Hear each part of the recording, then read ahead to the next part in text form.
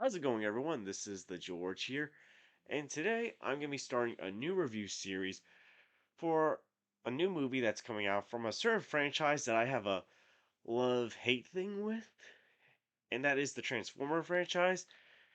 And I reviewed the first live action Transformers film back in September of last year. You can go check it out, I'll put the link in the description below.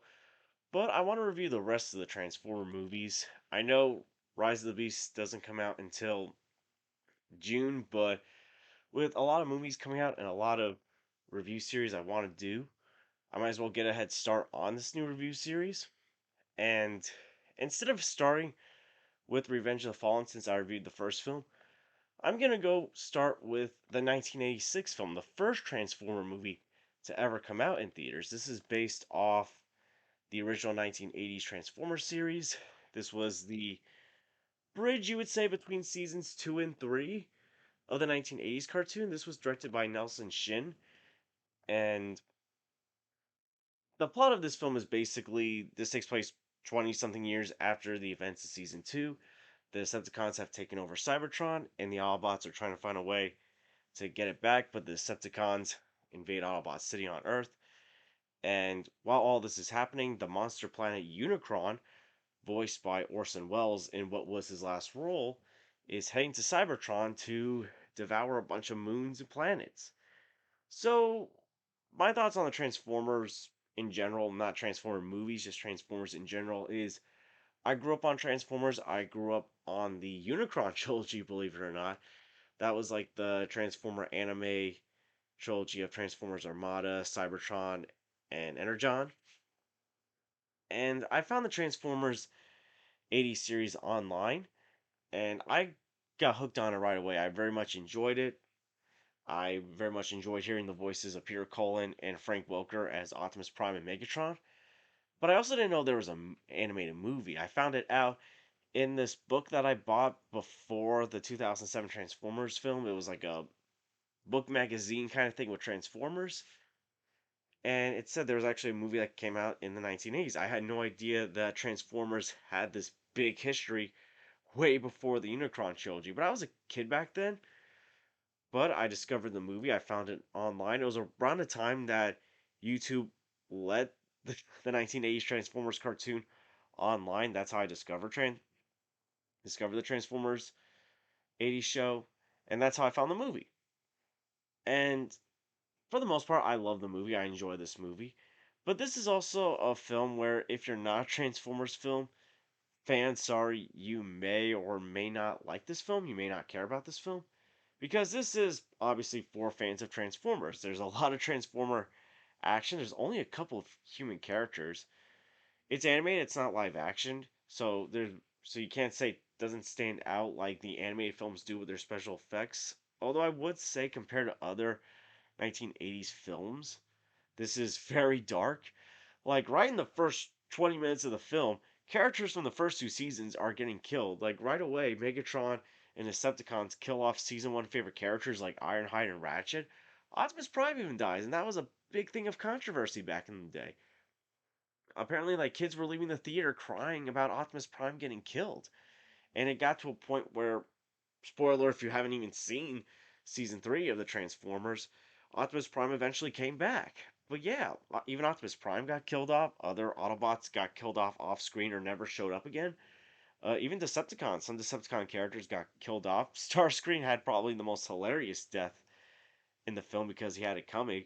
Megatron becomes Galvatron in this film, and that was a really good animated scene. The animation, I will say, while it looks outdated, the animation, the way they animated the film still looks really good and cool. So a lot of props to the animation. But yeah, they killed off a lot of characters or wrote off a lot of characters.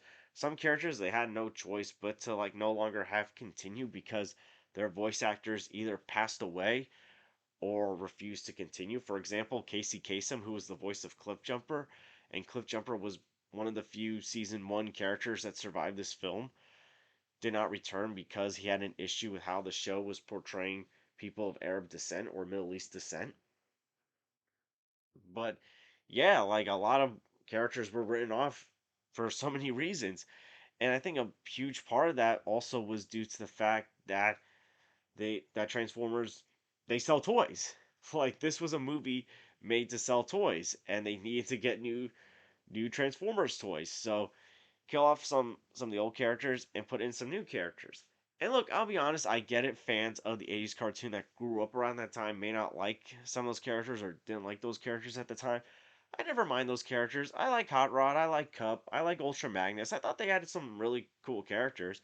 It just kind of feels off, a bit off that they are just thrusted into this film right away.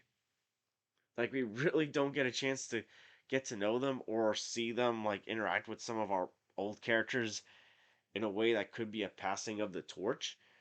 But this is an hour, 25-minute film, so I get why there's you gotta like push forward with the film.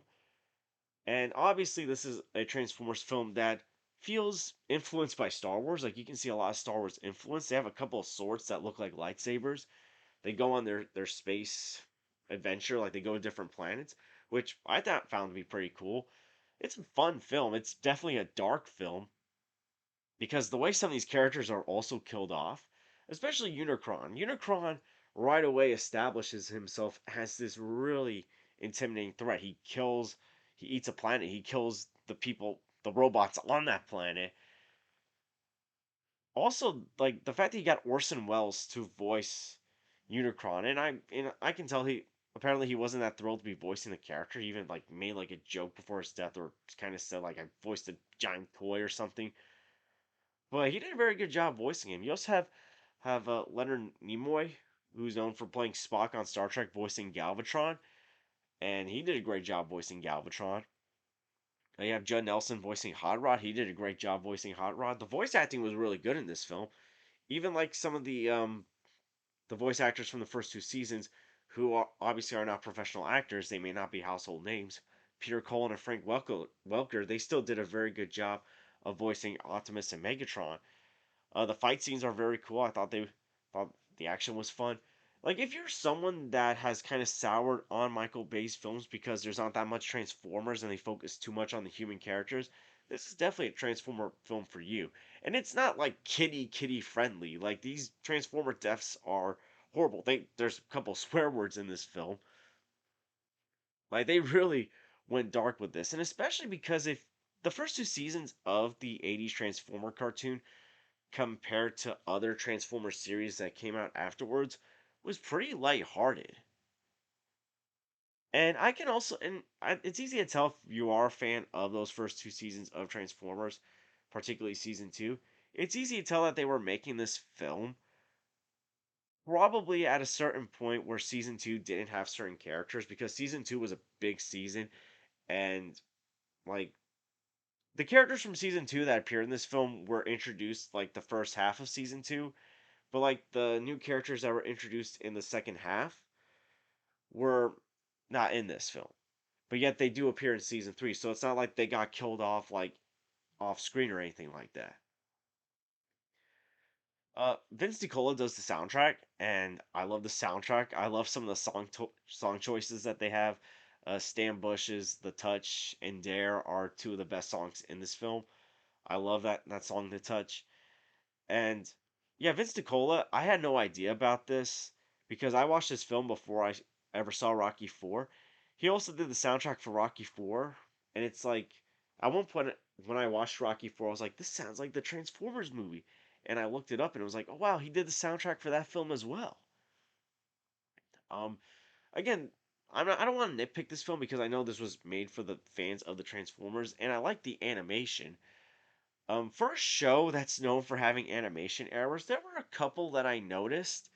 Like, for example, Starscream's coronation scene, which happens after Unicron takes Megatron and the other Decepticons that have either died or are near death and takes their bodies and turn them into new Decepticons. You see in the crowd some of those Decepticons in the crowd, like the Insecticons, Skywarp, and Thundercracker were in the crowd. You also see one of the Insecticons appear later on in the film and it's like you were turned into one of Unicron's sweeps or Galvatron's sweeps. But like outside of those, like the animation errors are minimum in this film compared to what we're used to in this Transformers animated series. I would say like my one gripe with the film though is the way like how some characters either got injured or killed but then came back. Because as I said, a lot of favorite characters get killed right at the beginning of this film. But then you see some of the new characters, for example, like the character Cup, who I do like a lot, but like he's like heavily damaged, and he's obviously an older Transformer, so it's like this would not be good for him. But Hot Rod is able to rebuild him pretty fairly, and he's fine for the rest of the film. Later on in the film, Ultra Magnus gets killed by like Galvatron and his minions, but yet he's rebuilt pretty easily by like Rekgar and his friends. And like I get it, like they're on a junk planet, like they can rebuild stuff. But the way like Ultra Magnus got hit, like he took like way more shots than most of these Autobots that got killed later on in the film. And I can understand why that might irritate people because like their favorite characters got killed off. But yet this new character that should have gotten killed off got rebuilt pretty easily and without a problem. This is also where, and this isn't an an issue with the movie, but it's like something that kind of lingered into season three. This was kind of the beginning signs of the Dinobots going downhill on the show because at this point, like this film is where you see the Dinobots are mostly in their Dinobot form from this movie and for season three onward, and you notice the Dinobots are a lot dumber in this film and in season three. So this definitely also carried into season three with certain habits that may not be that should have been in season three. But overall, I do like this movie a lot. Yeah, I do have nostalgia for it, but I do think for the most part, the animation, while it looks outdated, I thought the animation team for what they did at that time did very good. I enjoyed the voice acting. I enjoyed the action. The story's fairly simple, and I enjoyed the story. The characters, even the new characters, didn't annoy me. Even Spike's son Daniel, like I know some people might find Daniel annoying, but he didn't get on my nerves like a lot of these human characters in these Transformer movies. Like the next review that we're gonna do for this Transformers series, Revenge of the Fallen, there's a ton of human characters that are way more annoying than Daniel was in this film. But yeah, I enjoyed this film. But again, obviously, if you're a Transformers fan, you're probably gonna value this film more than casual moviegoers go. But, overall, I'm going to give Transformers the movie a B. I highly recommend you check it out. I enjoy it more than most of the live action Transformer movies that we've gotten. So, if you are a fan of Transformers but have never seen this movie, I highly recommend you go check it out. And I want to thank you guys for watching. Please like and subscribe already if you haven't. Please share this with someone that loves Transformer movies. And I hope to see you guys real soon. Just a heads up though, I am not going to be doing any videos this weekend. But the following week, I should have more time to do some more videos, do some more reviews, and I hope to see you guys real soon. Take care, everyone.